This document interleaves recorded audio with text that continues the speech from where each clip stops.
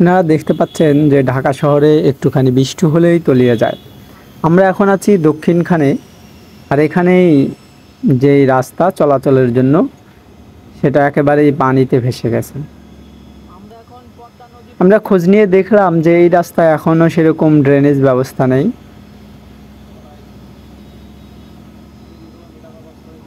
বিগত 15-16 বছর ধরে যারা ক্ষমতায় আছে তারা এখনও পর্যন্ত এই রাস্তায় কোনো ড্রেনেজ সিস্টেম অথবা পানি নিষ্কাশনের জন্য আধুনিক কোনো সিস্টেম এখনও তারা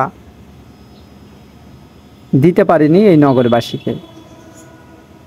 অল্প কিছুক্ষণ বৃষ্টি হলো আর এই অল্প বৃষ্টিতে এইভাবে তলিয়ে যায়।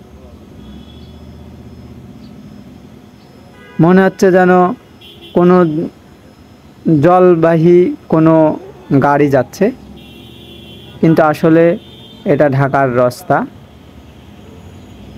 যেখান দিয়ে প্রতিদিন হাজার হাজার মানুষ যে রাস্তা দিয়ে চলাচল করে।